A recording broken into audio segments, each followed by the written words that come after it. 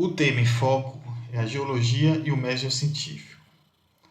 O termo geologia vem de geo, que significa terra, logos, que significa pensamento, ciência, palavra, estudo. Portanto, uma definição mais abrangente da geologia diz que é a ciência que estuda a terra, o interior e a superfície, como se formou, como evoluiu, como funciona, como preservá-la com a relação com o meio ambiente e como melhor utilizar seus recursos naturais. Essa imagem mostra bem como funciona a geologia, como uma relação entre as diferentes esferas terrestres, seja hidrosfera, atmosfera, criosfera, biosfera e geosfera. Entenda como hidrosfera, a esfera contém as águas, a atmosfera relacionada à parte externa gasosa, a criosfera, a esfera das calotas polares, a biosfera, a esfera que contém toda a vida terrestre, fauna e flora, e a geosfera, as esferas internas da Terra, como a estrutura interna da Terra. Entendemos a geologia como uma relação de processos e produtos. Os principais processos que ocorrem na Terra estão relacionados com processos associados à dinâmica interna, que vamos chamar de processos endógenos. Entenda como esses processos endógenos, os processos relacionados à dinâmica interna da Terra. Aqui está mostrando uma camada interna da Terra em convecção. Todo esse material está se movimentando de acordo com o calor que advém das profundezas da Terra, ou seja, é o calor interno que a Terra estocou desde os primórdios, ou seja, desde a época de sua formação. Os outros processos que ocorrem são os processos exógenos. Os processos exógenos estão relacionados à dinâmica externa da Terra, cujo calor que fornece energia para movimentar esse material advém do calor do Sol. Devemos compreender o método geocientífico com uma premissa que o universo é coerente e governado por regras imutáveis. Portanto, o objetivo da ciência é explicar como o universo funciona. E o universo funciona através da aplicação do método científico, que é basicamente uma estratégia de pesquisa baseada no princípio que todo fenômeno físico tem uma explicação. Então, todo fenômeno físico tem uma explicação, mesmo que naquele momento esteja além de poder ser compreendido. Em síntese, para aplicar o método científico, inicialmente você deve fazer uma observação sobre um fato ou feição qualquer da Terra, ou seja, você deve apresentar um problema e, posteriormente, coletar os dados. Os dados podem ser observacionais, através de observações ou de experimento. Os dados observacionais, essa figura está mostrando bem, por exemplo, um mapa geológico. O que é um mapa geológico? O mapa geológico ele é uma representação da distribuição das rochas na superfície da Terra. E abaixo tem uma representação do relevo, a representação da disposição dessas camadas em profundidade. Então, embaixo tem uma seção geológica. A seção geológica é interpretativa, que está mostrando a disposição das rochas, que é a interpretação obtida a partir de um dado observacional, que é um mapa geológico. Mas também temos tipos de rochas, minerais, estruturas, feições geomorfológicas e investigações microscópicas. Além dos dados observacionais, tem-se os dados laboratoriais experimentais, como composição química, datação radiométrica e dados geofísicos. A figura abaixo ilustra um operador manipulando um equipamento geofísico chamado de eletroresistivímetro. Esse eletroresistivímetro obtém o padrão de resistividade das rochas de subsuperfície e, através do tratamento gráfico, obtém uma interpretação da disposição das rochas, da composição dessas rochas em profundidade. Posteriormente, propõe uma hipótese. O que é uma hipótese? Basicamente, a hipótese é uma tentativa de explicação baseada em dados coletados por meio de observação e experimentação. Então, você deve desenvolver uma explicação ou hipótese que mostre como o evento que você determinou ocorreu.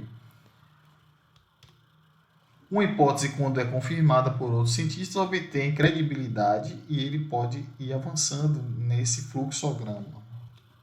Posteriormente, deve-se testar a hipótese, obviamente obtendo medidas, dados e fazendo novas observações. Posteriormente, analisar os dados e comparar os dados obtidos com a hipótese formulada e desenvolver as conclusões. Quando chega às conclusões, dois caminhos podem ser seguidos. O primeiro caminho, que a hipótese pode ser confirmada, ou seja, deve realizar novas medidas e observações, testar a hipótese e analisar os dados, desenvolver a conclusão e confirmando a sua hipótese.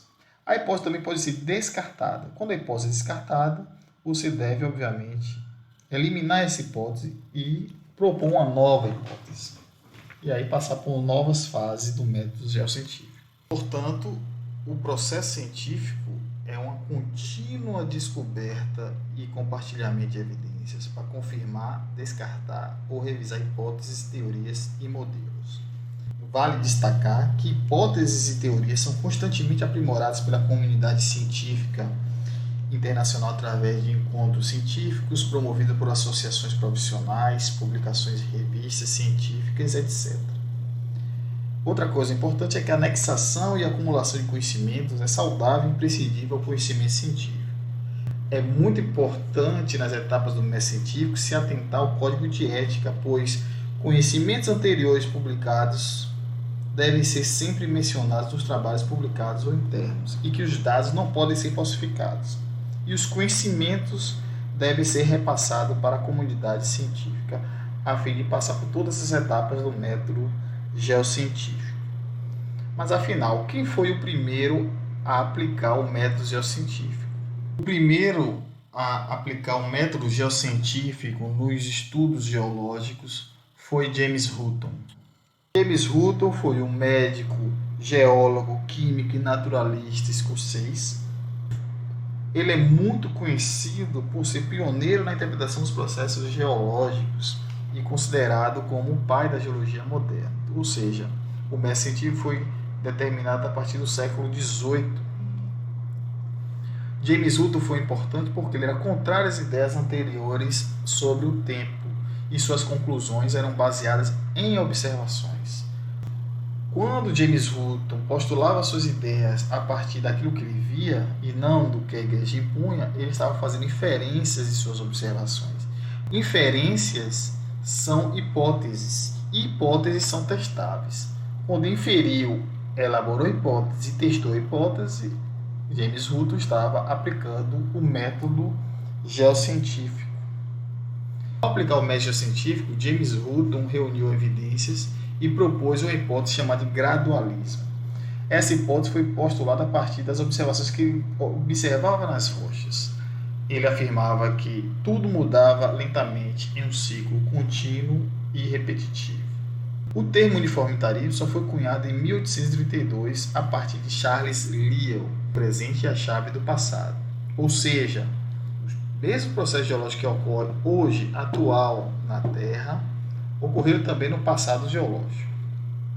O princípio uniformitarismo não significa que todo fenômeno geológico ocorre de forma lenta.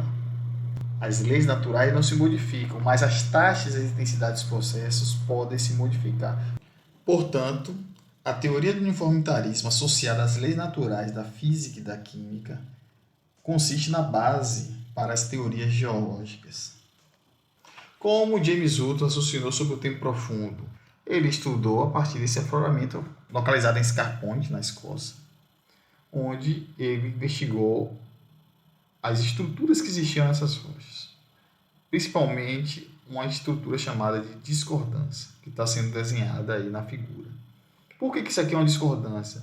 Isso aqui é uma discordância porque ela separa rochas com orientações diferentes. Percebam que a rocha que está na base apresenta inclinado, praticamente vertical. E as rochas que estão acima estão praticamente mais horizontalizadas. Então, a superfície que separa essas duas rochas, ele chamou de discordância. E para James Hutton, a ocorrência dessa discordância indica que os processos geológicos eram lentos, diferentemente do que se imaginava até então. Como ele chegou até o raciocínio? James Hutton já compreendia os princípios básicos da geologia, que era o princípio da superposição, o princípio da horizontalidade original e o princípio da continuidade lateral. Inicialmente, em um tempo 1, ele já compreendia que as camadas sedimentares eram depositadas numa bacia sedimentar na posição horizontal. Para explicar essa orientação vertical dessas rochas, deveriam ter sido deformadas no tempo 2, gerando dobramentos e cadeias de montanha, uma área soerguida em relação à anterior, que está abaixo do nível do mar. No tempo 3, essas camadas e essa área soerguida começavam a ser erodidas. Erosão é remoção, ou seja, a partir das agentes geológicos como as chuvas, vai dissecando o relevo, foi criando uma discordância, que posteriormente, sob essa discordância, novas camadas sedimentares dispostas horizontalmente eram depositadas. Então, do tempo 1, 2, 3, 4, James Hutton compreendia que esse processo era extremamente lento e ele identificou a vastidão do tempo a partir da identificação de estrutura geológica chamada discordâncias. O estudo geológico baseia nas rochas, que as rochas guardam a história de formação e evolução do planeta.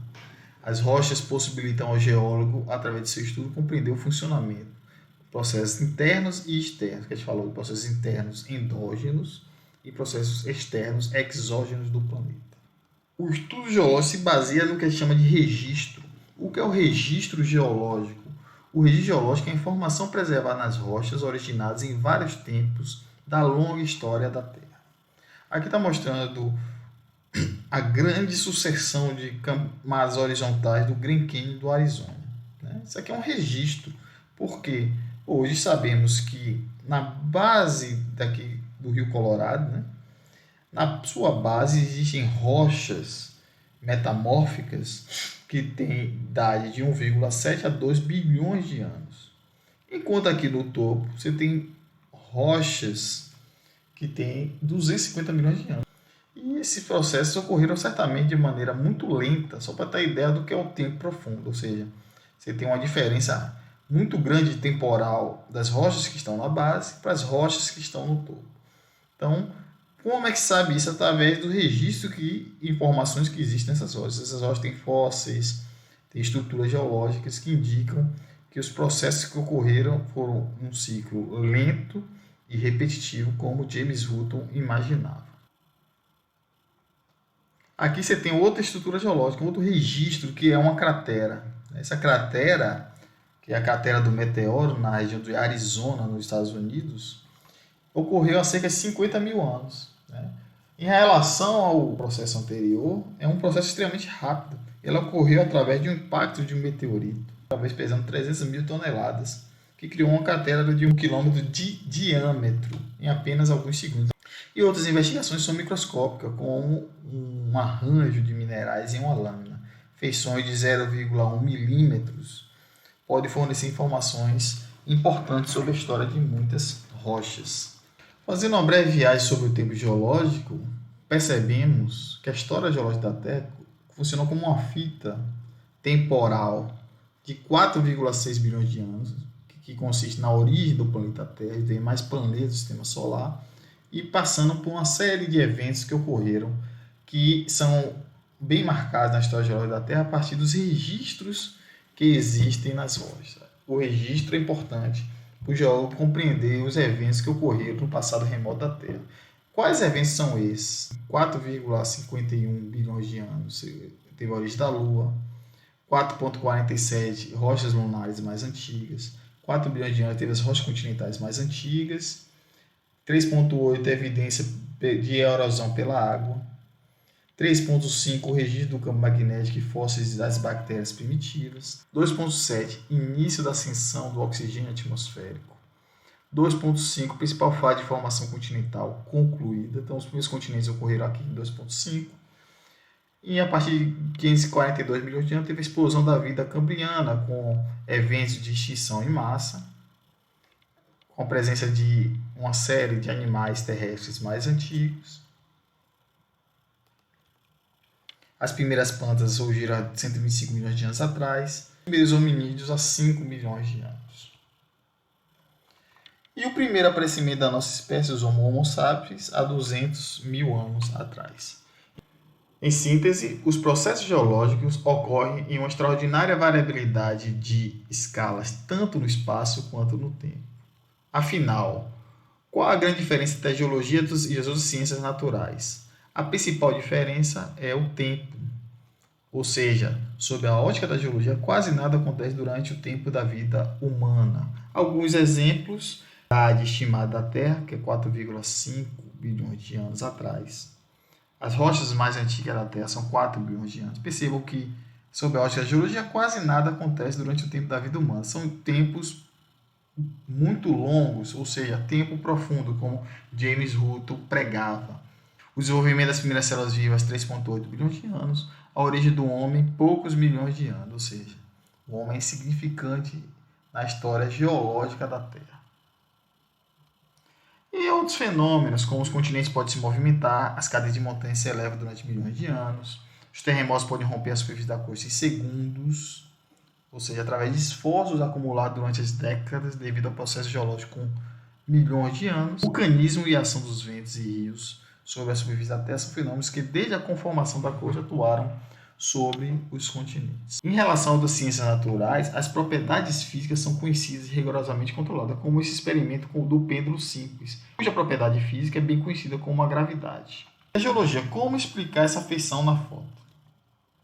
A geologia deve ser sempre analisada como uma relação entre processo, o que gerou essa feição presente na fotografia, versus produto, que é a própria feição que você está enxergando, é um dado observacional. Primeira coisa que deve ser feito, estabelecer o problema. O problema principal, no caso da imagem, é o que formou a feição representada abaixo. Para responder esse problema, o geólogo deve inferir qual processo foi responsável pela formação da referida feição. Então, a relação entre causa, ou seja, a feição, o produto, o resultado, e o que gerou esse produto, ou seja, os processos. Posteriormente, com o meu problema estabelecido e querendo identificar o que originou essa feição, resta-nos coletar dados. Para tanto, é necessária a busca dos registros geológicos, ou seja, as informações preservadas nas rochas. Quais informações são essas? Primeiro, dados observacionais. 1. A minha feição tem um formato circular. 2.